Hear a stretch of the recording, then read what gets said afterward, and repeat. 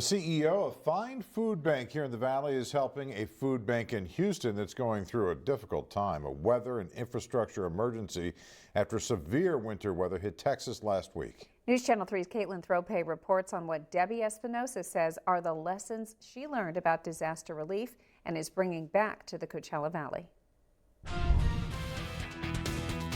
This visit has been great because some of the lessons that I've learned out here when speaking with the Houston Food Bank and Brian, their CEO, is about the importance of everyone working together.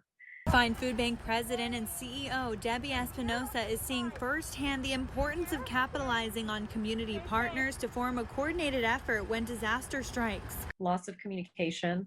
And for the regional food bank, always making sure that we are trained, that we have our staff understanding what it takes to be able to do the wide-scale distributions. At the Houston Food Bank, they had 200,000 pounds of food at the site where Debbie and her daughter were helping out. In the Coachella Valley, she said that's about how many pounds of food Find distributes in 1 month.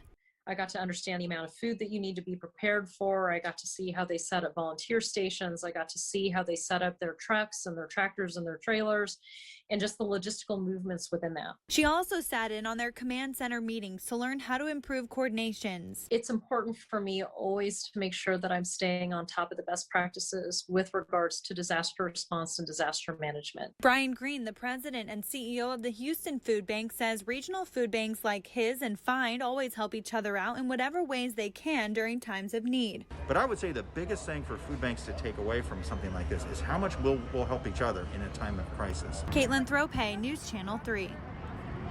And for more information on Find Food Bank and where you can go to get food if you are in need, visit KESQ.com.